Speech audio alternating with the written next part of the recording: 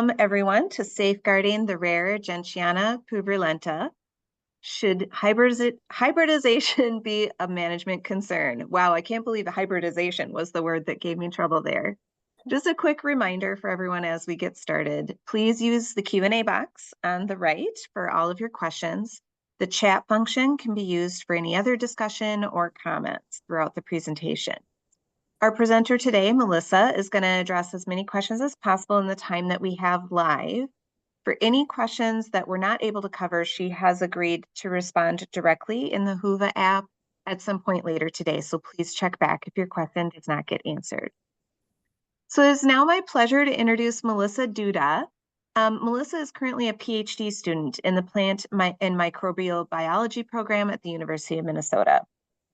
Melissa started her journey in plant biology by becoming fascinated by the tall grass prairie ecosystem.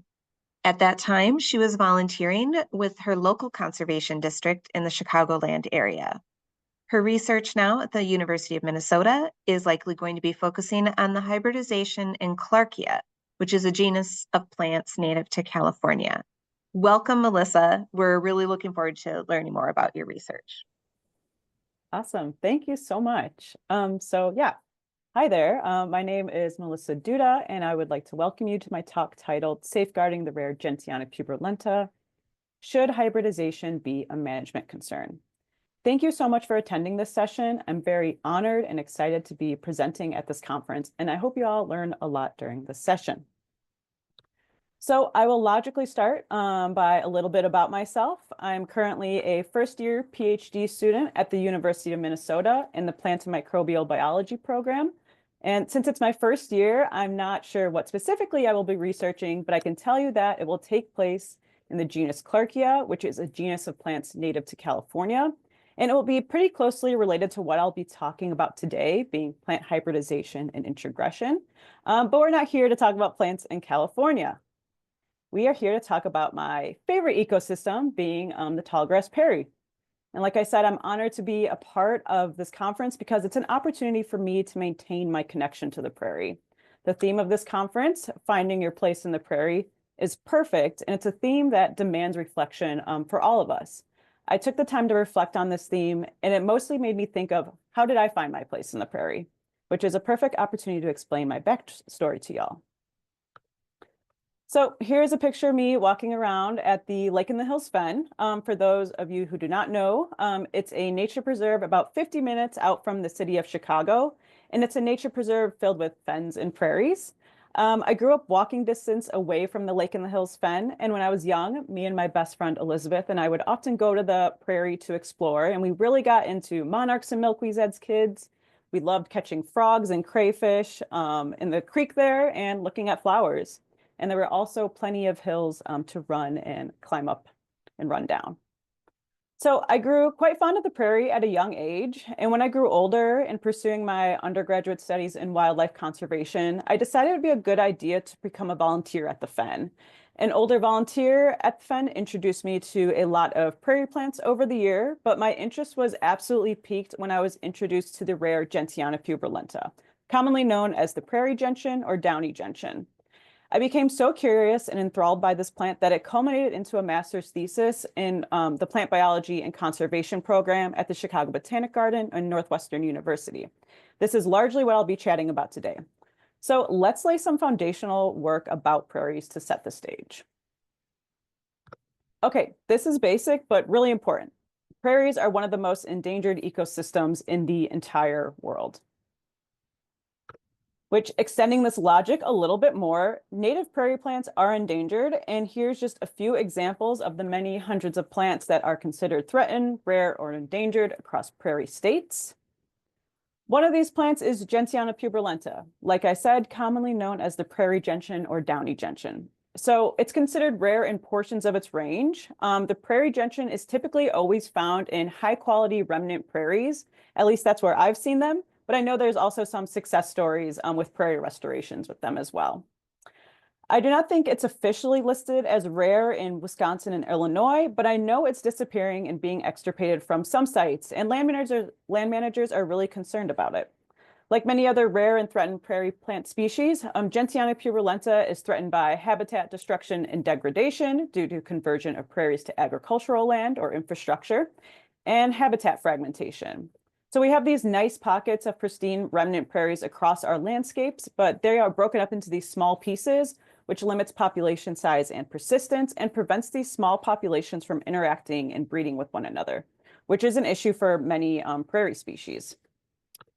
But there's another issue that the prairie gentian could possibly be facing in some of its populations, and that is hybridization. And this could well be an issue for other native prairie plant species. So what is hybridization? Well, hybridization is when two species in this diagram, species A and species B, interbreed with one another. Most of the time, hybridization occurs between closely related species, mainly due to genetic compatibility. So closely related species often share a more similar genetic makeup, which increases the likelihood that their gametes, being sperm and eggs, can fuse successfully to produce viable offspring. And so we have this purple circle representing species A and a green circle representing species B. And if they hybridize, they can create a hybrid offspring with genetic material from both species. So half purple and half green. So that's essentially hybridization in a nutshell. So what does this hybridization look like in the prairie gentian? Well, at some sites across Illinois and Wisconsin, the prairie gentian hybridizes with the bottle gentian, or Gentiana andrewsii, a closely related species that resides in mesic prairie and sedge meadow habitats. This hybridization creates the hybrid called the Billington's gentian, or Gentiana billingtonii. So again, the hybrid has genetic material from both parental species. And why is hybridization an issue to the conservation of the rare Gentiana puberulenta? Or more generally, why is hybridization a potential conservation issue to rare and endangered plant species? Well, the jury is still kind of out in the terms of benefits and risks to hybridization in rare plant species. On one hand, hybridization in a rare species could help that rare species respond to environmental change by introducing new genetic traits that might improve its ability to survive and reproduce under changing conditions, such as in a time of climate change. And a hybrid itself could fill the ecological role of the disappearing rare parent species in a habitat. Hybridization could also cause the creation of a new species, referred to as hybrid speciation. On the other hand, hybridization could remove reproductive resources away from the rare species that could otherwise be used to maintain its own population, because some of that reproductive resources, some of the pollen, is going to creating hybrids and not their own population. In the worst case scenario, hybridization could eventually lead to the extinction of the rare plant species. So in light of discovering the hybridization between the prairie gentian and the bottle gentian through volunteering and learning about the benefits and risks to hybridization in rare species, I decided to pursue this for my master's thesis, and I had some guiding questions for my research. One being, does hybridization pose a conservation threat to Gentiana puberulenta, the prairie gentian? And to get at the second question, we need to change directions a bit right now. So let's do that. Okay, so if you could imagine yourself this upcoming growing season, I know it's hard right now being in the dead of winter, but if you could imagine yourself perhaps botanizing in a prairie and you document all these beautiful milkweeds. You could tell by looking at them, they look different, but they're also pretty similar to one another, maybe growing in the same habitats, specializing on the same pollinators, having very similar flower structure, and they all belong to the same genus of plants, being milkweeds. And with all these similarities and differences you note, you might ask yourself, okay, so what defines these milkweeds as different species? Why are all these milkweeds recognized separately from one another? We can simply look at the biological species concept, which is the most widely used way to define a species. So under the biological species concept, a species is a group of organisms that can freely interbreed with one another, can produce fertile offspring with one another, and are reproductively isolated from other such groups. I want for us to focus on one part of that definition in particular. So are reproductively isolated from other such groups. So this essentially means that a species cannot breed with other species. They are isolated from one another because they cannot reproduce with one another. So for example, butterfly milkweed cannot breed with common milkweed, and that explains why they are two different species. And with that, you might now be wondering, where does this reproductive isolation come from? How can these milkweeds be isolated from one another and can't breed with one another? So this reproductive isolation comes from the accumulation of prezygotic and postzygotic barriers. This might seem a bit into the weeds, but let's use some root words to break this down. So pre means before, post means after, and zygote essentially means egg. So we can say that prezygotic barriers are barriers that occur before mating, and postzygotic barriers are barriers that occur after mating. So with that knowledge, we can now ask my second guiding question. So what reproductive barriers play a role in hybridization between Gentiana puberulenta and Gentiana andrewsii? Now, you might be wondering, what do these reproductive barriers even look like in real life, in general, in plants? So the rest of this presentation, we will go into detail about these reproductive barriers. I will use examples from my research along with some other examples that occur in prairie plants. And like I said, this research comprises my master's thesis work I completed at Northwestern University and Chicago Botanic Garden. My research took place at 4 study sites, 2 sites in Wisconsin, basically around the Madison area, and 2 study sites in the Chicago suburbs. I chose these sites because they had Gentiana puberulenta and Gentiana andrewsii and the hybrid present at all the sites. So here's what we're going to chat about now. So we will talk about temporal isolation, and I measured flowering phenology for this barrier. We will also talk about pollinator isolating barriers, where I did pollinator observations. We will also chat about hybrid sterility, and for that I conducted a lot of controlled crosses in the field between Gentiana puberulenta, Gentiana andrewsii, and the hybrid. We will also briefly touch on kind of one of the side effects of hybridization, being introgression. So I will explain each of these points in detail. So let's get into it. Okay, so let's start with temporal isolation. So temporal isolation has to do with the timing of things. It basically means that 2 species cannot breed with one another because they breed at different times during the year. So to measure this in prairie gentian and bottled gentian, every week during the month of September during 2023, at each of my study sites, I counted the number of open versus the number of closed flowers of 30 randomly chosen plants of each species. And from that, I can make a figure to visualize the overlap in flowering times. So I'm going to show you a figure now to visualize the overlap in flowering times. You will see 4 plots, and they all have % of mature flowers on the y-axis and site on the x-axis. I also have color-coded the different species. So Gentiana andrewsii is represented by green, Gentiana puberulenta is represented in blue, and the hybrid is represented in purple. So from this figure, you could see each week. So week 1 of September, week 2 of September, week 3 of September, and week 4 of September. From this figure, you could see that there is an overlap in flowering times between the 2 parental species, Gentiana andrewsii and Gentiana puberulenta, and the hybrid, basically during the 2nd, 3rd, and 4th week of September. So this is why hybridization can happen.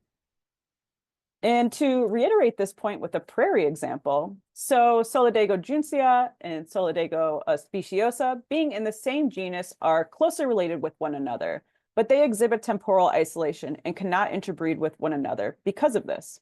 Solidago juncea grows mainly in June, and Solidago speciosa grows mainly in late August and September. So they don't have the chance to breed or hybridize with one another because they are isolated due to this different timing of their breeding seasons. Okay, so let's look at a pollinator isolating barrier. So to get at this barrier for my research, I conducted pollinator observations, which I will get more into in the next couple of slides.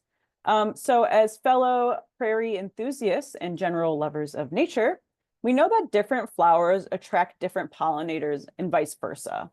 So different pollinators are attracted to different flowers. These preferences come from flowers attracting the pollinator that is most efficient at pollinating that flower. And then on the other side, a given pollinator prefers a certain color or appearance of a flower or the resources a flower provides to that certain pollinator. So I wanted to stick to prairie examples because of the conference and the organization's theme. So I could not find a real example of this, but here is a hypothetical example that will kind of illustrate this point. So we have purple prairie clover right here and white prairie clover. And these are plants that are open at relatively the same time throughout the season. They do overlap, but they may have different pollinators because the flowers are two different colors, Dahlia purpurea being purple and white prairie clover being white, obviously having those flowers. And so they may attract different pollinators due to these different colors. So for example, this bumblebee could visit Dahlia purpurea, but not attracted to Dahlia candida. Therefore, pollen cannot be transferred and hybridization cannot occur between these species. So the pollinator in this example is preventing hybridization from happening. Okay, so for pollinator observations in my research, I went to each of my 4 study sites and haphazardly chose a patch of Gentiana puberulenta, Gentiana andrewsii, and the hybrid to observe for a couple weeks during the growing season. I would conduct 30-minute observation periods and document what flowers I saw visiting in that 30-minute time period using field guides and iNaturalist. From that, I was able to make this figure with the number of visits on the y-axis and the pollinator species I observed on the x-axis. And then I also have that same legend to denote which species the pollinator visited. So from this figure, we can see that there are some pollinators that I only observed on one species of plant, but then there is plenty of overlap between pollinators and the parental species and the hybrid. Specifically, there are bumblebees, masked bees, and leafcutter bees, and sweat bees that visited both parental species as well as the hybrid. So we could say that this isolation barrier of pollinators is relatively weak in this system. It's not a strong barrier to hybridization. So because there's many shared pollinators among these 3 species, we could say that pollen could be transferred in theory to these different species and they could hybridize with one another. Okay, so onto hybrid sterility. So hybrid sterility is when a hybrid may survive to adulthood, but they are unable to produce viable gametes, rendering them sterile. So for example, the most common example we know or we're taught in perhaps a biology class in high school or college is a mule. So that's a hybrid between a horse and a donkey. And mules are sterile organisms. They cannot breed with one another or with their parental species. So that essentially makes them a sterile organism. Let's get into a prairie example though. So this is kind of a prairie example. I would say a half prairie example. So we have our native Echinacea pallida, the pale purple coneflower, and many coneflowers have been selectively bred for ornamental purposes in people's gardens. And if one of these ornamental plants escapes into a natural habitat, which does happen, then it's possible, for example, that our native Echinacea and this ornamental Echinacea could hybridize with one another. But hybrid sterility has actually been documented between our native coneflowers and some ornamental coneflowers. So this interbreeding is kind of a dead end because it produced a sterile hybrid. So it's kind of a waste of resources on both ends of the equation. Okay, so how did I examine hybrid sterility for the gentians in my research? Well, I conducted a lot of controlled crosses in the field among and between Gentiana puberulenta, Gentiana andrewsii, and the hybrid. And this was me simply acting like a bumblebee at my study sites. So here are some pictures to explain how exactly I conducted crosses. So the first step, I would go to a given gentian plant and collect the anthers, which are the pollen-producing organ of the flower, the male part of the flower. And I would collect pollen by scraping the anthers with this small metal spatula. You could see in this picture here that there is some pollen at the top of this metal spatula. I would then go to another plant, either of the same species or of a different gentian species, and then brush the pollen onto the female part of the flower, the stigmatic surface. I would then bag the flower with mesh bags to prevent pollinators from affecting this cross, to make sure what I did was truly what happened in the flower. And then I would tag it with relevant information to refer to it in the future. I collected the seeds produced from these crosses in mid-October. So I just took the seed capsules produced by tearing them off within the mesh bag and stored them in coin envelopes. I let the seeds dry out at the Chicago Botanic Garden, and then I counted the seeds one by one to determine how successful each cross was. So I do have some figures and tables to represent this data, and I would be happy to share them with you all. But they were kind of busy and kind of complex, and I think I could explain it better with this visualization instead to you all. So there were some crosses that did not work, and there were crosses that worked. So let's look at the crosses that did not work. So crosses that did not work that well. By work that well, I mean that some viable seeds were produced, but many of the seeds were unfilled or did not have embryos, were flaky, malformed, or small. So here's a picture to explain kind of the seeds I counted versus the seeds I did not count. So on the left side of this picture, this is a microscope picture. So on the left side, we have these nice big filled embryos, Gentiana puberulenta seedlings. And you can see on the right side here, these seeds are malformed, small, flaky. Some of them are missing embryos. So I did not count those as good seeds because they wouldn't produce anything if they were planted. So moving on. So you will see the pollen donor in these crosses. For all these crosses, you will see the pollen donor denoted by the male sign and the pollen recipient or the female of the cross with the female sign. So you can see here that this is Gentiana puberulenta, and it's crossing. I cross it with Gentiana billingtonii as the pollen recipient or the female, and those crosses did not work that well. Similarly, any cross involving the hybrid as the pollen donor and the hybrid as the female pollen recipient did not work that well either. So a lot of seeds from these crosses were malformed and flaky, and just and a lot of the capsules had maybe on the magnitude of 50 to 100 seeds, not that many. And so I would consider these crosses that did not work well. In terms of crosses that worked well, so again, here is a box with the male sign denoting the pollen donor and the female sign as the pollen recipient. So crosses between Gentiana andrewsii right here and Gentiana puberulenta worked well, which means hybridization can happen between these two species, which is kind of just a self-fulfilling, I guess, a self-fulfilling cross. Like we know where the hybrid is coming from in the first place. It's coming from Gentiana andrewsii pollen, making its way onto Gentiana puberulenta stigmas, and then producing the hybrid. And then we could also see that the crosses between Gentiana billingtonii, the hybrid as the pollen donor, and Gentiana puberulenta as the pollen recipient worked well. So there were numerous seedlings produced from these two types of crosses. So looking at these crosses, all of them, considering all of them, this suggests that the male parts of the hybrid work well, but the female parts of the hybrid do not work well. So this suggests partial female sterility in the hybrid.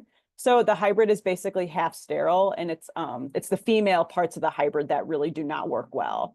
But it's also interesting to know that the hybrid could readily serve as a pollen donor to Gentiana puberulenta, because that opens the door for introgression, which I will explain now.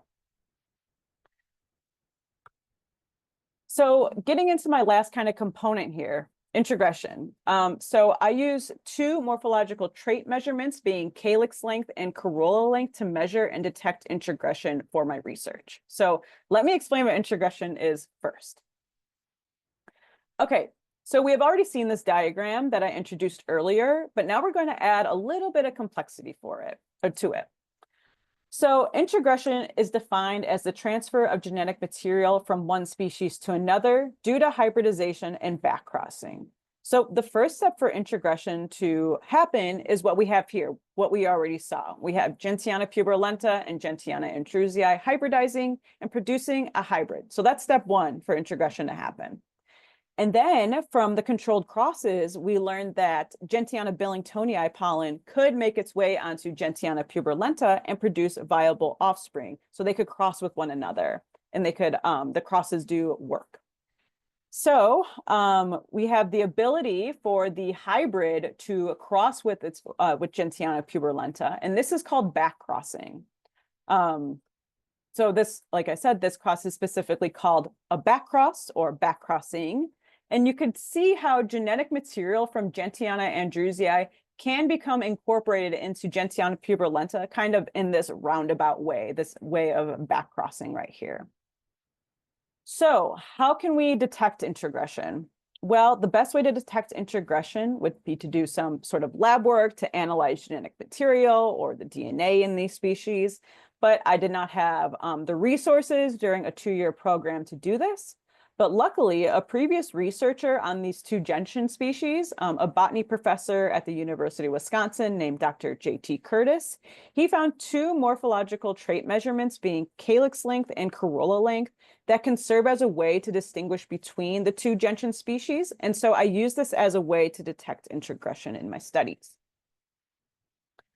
So I just want to show you specifically what I measured. So on the 3 species, Gentiana puberulenta, Gentiana andrewsii, and the hybrid, I measured calyx length and corolla length. So you could see the red line right here in this picture A is calyx length, and in picture B you could see corolla length. So I use digital calipers to measure this. So here's a picture of me doing it in the field. I essentially haphazardly chose 30 plants of each Gentiana puberulenta, Gentiana andrewsii, and the hybrid at each of my study sites, and then randomly chose a single calyx and a single corolla to measure for this. And so for this part of my research, I also went to sites that have Gentiana puberulenta and Gentiana andrewsii present, but no documented hybrids at these sites. So I went to 2 other sites. These kind of served as controls. So I wanted a way to compare like sites with potentially no hybrids and potentially no introgression happening to sites that had hybrids and potentially had introgression occurring. So for this figure I'm about to show you, I put calyx length denoted in red on the x-axis and corolla length denoted in white on the y-axis. I also have the same legend with the different species highlighted in the colors we've been using in this presentation. So here are the results from the no hybrid sites, the hybrid absent sites in this first pane. So let's focus on Gentiana puberulenta, these blue dots only. So Gentiana puberulenta had an average corolla length of 27.5 millimeters and a calyx length of 8.5 millimeters, 8.59 millimeters. And now I will show you the measurements from the hybrid present site, so introgression potentially happening. So again, let's focus on the blue dots representing Gentiana puberulenta, and actually these purple dots as well, representing the hybrid.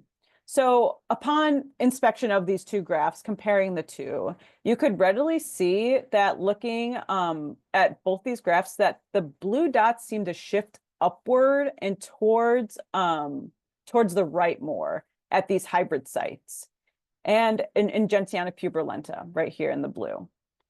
So, and you could see that the mean, and we could see this in the measurements too. So the mean calyx length was 11.58 for Gentiana puberulenta at hybrid sites and had an average corolla length at hybrid sites of 34.2. And you could see that the hybrid points, these purple points right here, are kind of occupying also this larger calyx and corolla length too. And here are the measurements for the hybrid for reference. So you could see that the hybrid also occupies this larger calyx length, corolla length, with a mean calyx length of 11.7 millimeters and a mean corolla length of 33.6 millimeters. And so, since Gentiana puberulenta has significantly larger calyx and corolla lengths at these hybrid sites compared to Gentiana puberulenta at hybrid absent sites, this suggests that introgression is occurring. So genetic material is being transferred from the hybrid to Gentiana puberulenta. And I think this was kind of the most interesting part of my research, just seeing that introgression, we had a way to measure introgression with these morphological traits. And we saw this marked change in Gentiana puberulenta in terms of these two morphological traits at sites with hybrids and sites without hybrids. So I wanted to kind of enter the conclusion or the closing part of my talk. I wanted to take some time to provide advice to some to land managers who might have Gentiana puberulenta and Gentiana andrewsii and the hybrid present at their respective sites. Because with the potential risk of extinction due to hybridization, this is certainly a management concern. So the findings from my research would suggest that hybrids should not be eradicated. A leading voice in hybridization research in one of his papers stated that hybridization does not pose a threat when two species have coexisted with one another for generations. And since Gentiana puberulenta and Gentiana andrewsii have coexisted in these dry hill prairies and mesic prairies for hundreds and thousands of years since the last glacier here, we could say that hybridization probably does not pose a threat to Gentiana puberulenta. In fact, this is just observational, but the Gentiana puberulenta populations that I observed that had hybrids present were much larger and healthier compared to populations of Gentiana puberulenta that did not have any hybrids present. So this could hint at potentially some adaptive alleles being transferred from Gentiana andrewsii to Gentiana puberulenta due to hybridization and introgression. And we kind of found evidence to suggest that introgression is occurring. In general, to conserve Gentiana puberulenta, land managers may find it more beneficial, instead of eradicating the hybrids, to increase Gentiana puberulenta native habitats by promoting prescribed burns, brush cutting, and planting species that Gentiana puberulenta is found with. It also might be beneficial to augment small Gentiana puberulenta populations with seed from other local populations. Okay, so key takeaways. What did I tell you today? So we went over the fact that prairies are the most endangered ecosystem on Earth, and the plants native to prairies are facing different types of threats because of this. We said that one of these threats could be hybridization because the jury is still out in the terms of the benefits and risks to hybridization in rare species. One of the most concerning risks from a conservation standpoint being extinction of the rare Gentiana puberulenta, because rare species can essentially be replaced by the hybrid. And this applies to any plant species that hybridizes, any rare plant species that hybridizes. We then define the biological species concept and learn how species are separated out and defined. One of the things that defines a biological species is the presence of prezygotic and postzygotic isolating barriers between species, and this prevents hybridization from occurring. However, if these barriers are incomplete, like in these gentians, hybridization can happen. We then covered some of these isolating barriers, and there are a lot more than these barriers, but we covered temporal isolation by looking at flowering phenology, and if there's an overlap in flowering times between closely related species, hybridization could potentially happen. We then talked about pollinator isolation and how pollinators and flowers have preferences, which sometimes prevents hybridization from happening between species. We also talked about hybrid sterility and how the hybrid I researched had partial female hybrid sterility, but introgression could still occur. So then we talked about that and how hybridization is affecting Gentiana puberulenta, because introgression, we found that evidence to suggest that introgression is occurring between it and the hybrid, and it's making its calyx and corollas at hybrid sites significantly larger than at non-hybrid populations of Gentiana puberulenta. I just wanted to take a slide to dedicate to acknowledging all of the folks and organizations that helped me with this research and for the beautiful photos in this presentation. I'd like to especially thank the prairie enthusiasts for inviting me to this annual meeting and then also being stewards of some of the sites I used for this research. And with that, I just want to say thank you so much for tuning into this presentation. I'm happy to take the rest of the time to answer questions from the crowd. And I also left my email here in case I don't get to a question, or if you would like to reach out to me for anything else. So thank you. Thank you so much, Melissa. So we do have a few questions for you. Mhm. The first question is from the prairie enthusiast ecologist Dan Carter. He's wondering what differences might exist between sites or populations to possibly explain the presence or absence of the hybrid.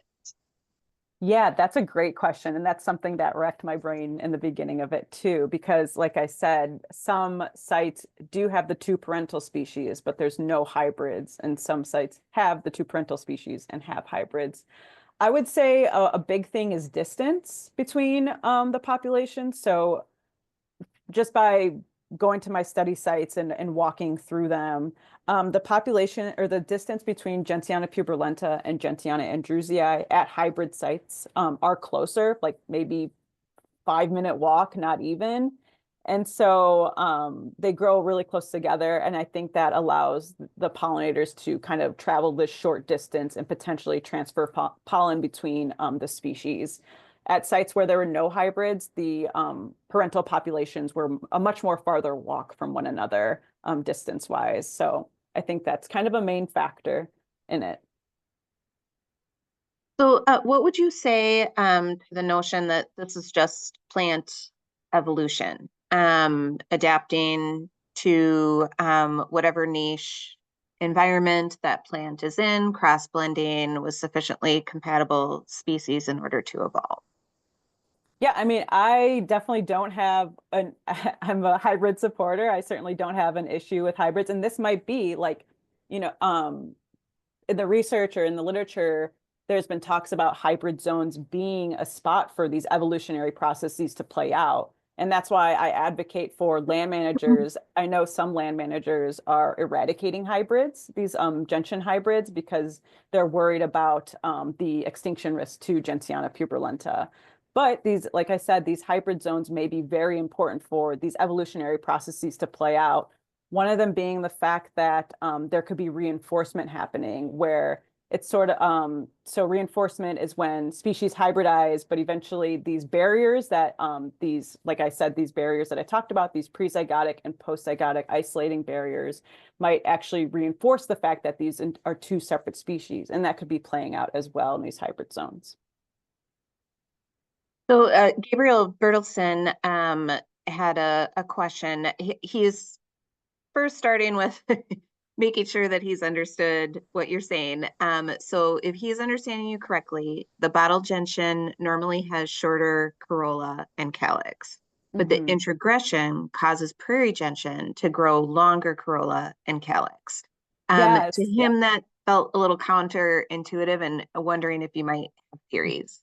Yes, thank you so much for mentioning that. I didn't want to get too in the weeds about this, but this is a perfect opportunity to talk about that. So, typically, when two species hybridize, there's this common notion that the hybrid will have intermediate characteristics between the two parental species. So, like you said, short calyx, long calyx, it will be medium calyx in the hybrid.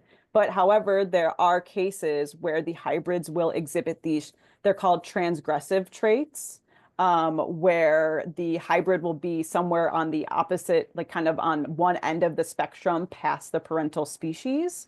A good example of this is I think in California, tiger salamanders, and there's a native species of California tiger salamander, and there's a non-native, and when they hybridize, they produce this really kind of transgressive looking salamander that is way larger than any either of the parental species and has way different coloration.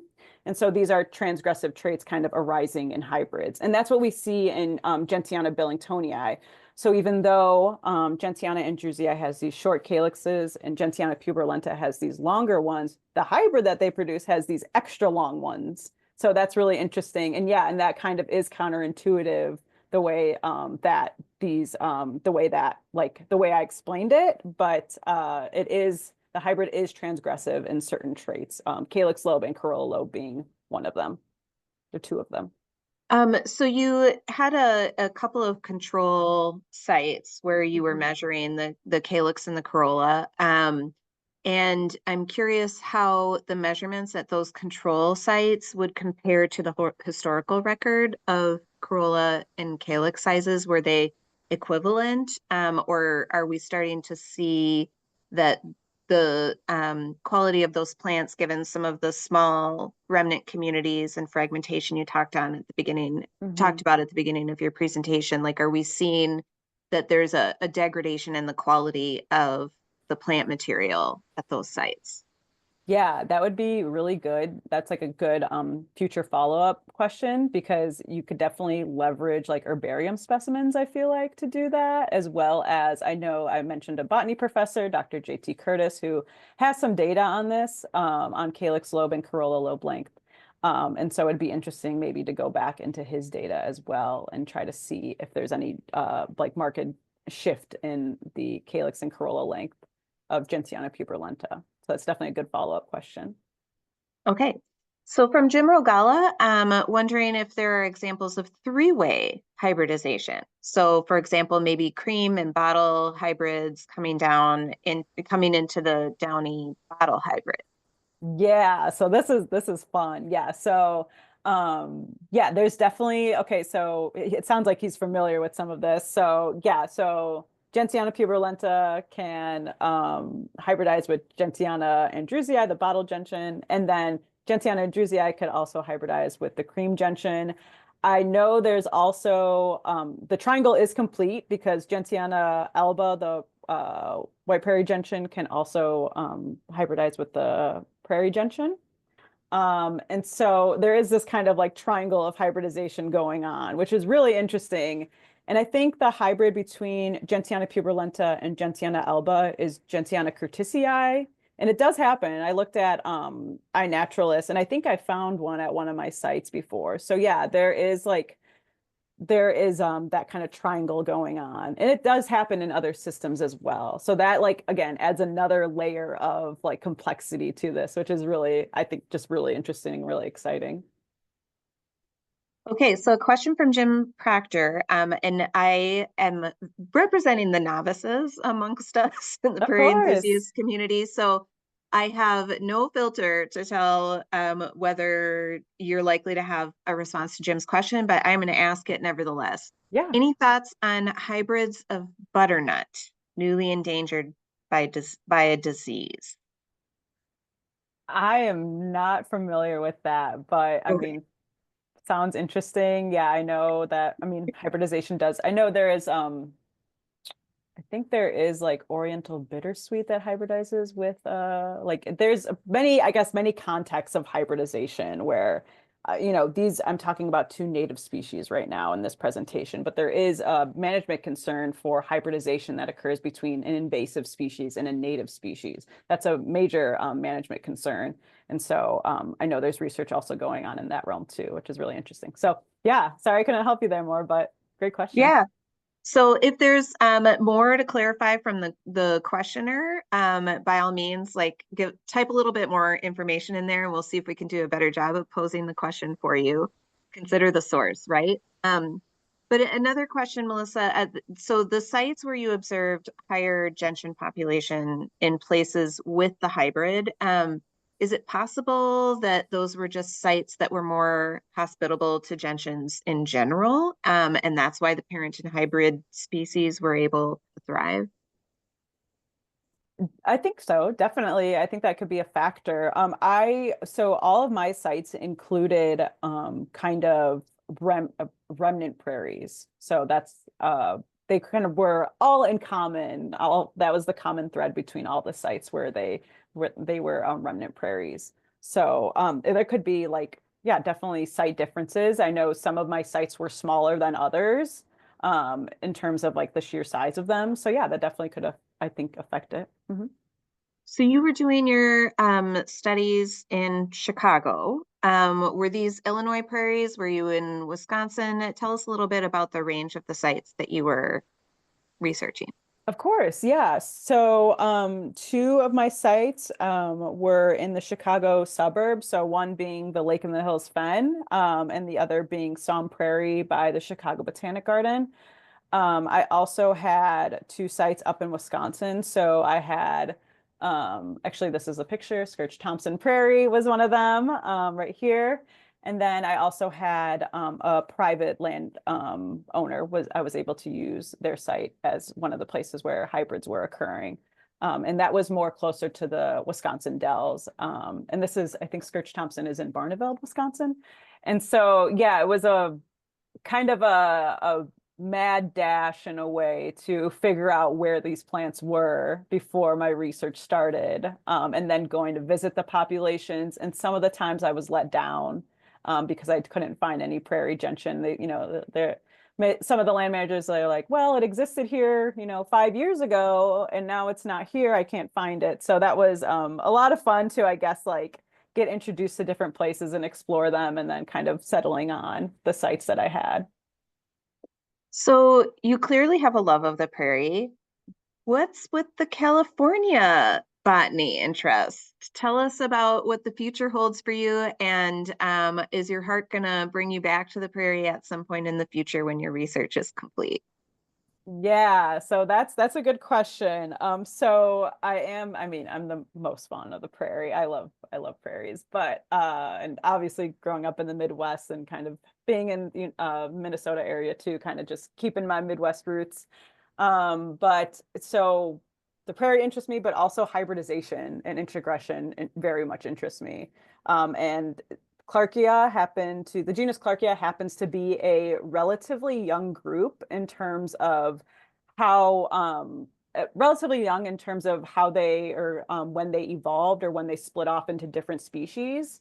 And so because they're relatively young, there's not a lot of barriers, not a lot of these isolating barriers, or there's pre-zygotic and post-zygotic isolating barriers between these. So hybridization can and does happen in this group. So it's a good group to explore speciation and the evolution of mating barriers. So that's kind of why. And my advisor obviously researches it, so I have to follow.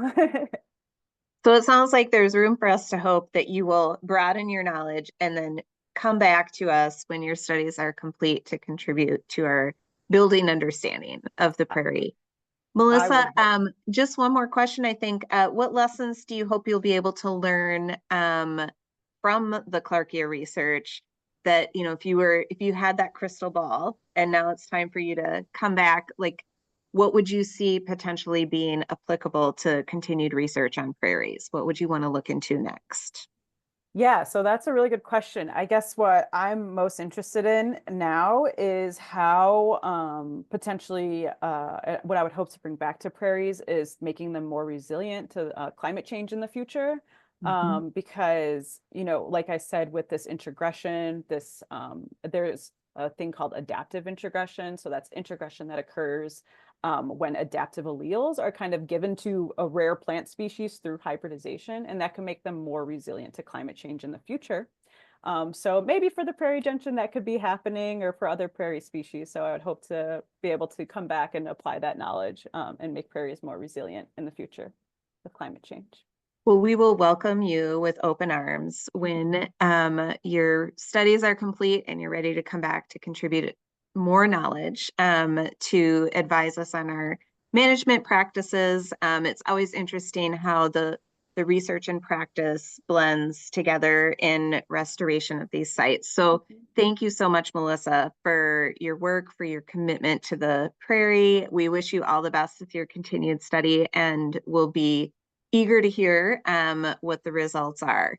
So thank you again for taking the time to join us and present your findings. If those of you in the audience have further questions for Melissa, a reminder that she has expressed willingness to pop back into the Whova site and answer those questions later today. So thank you again, Melissa. Best wishes to you.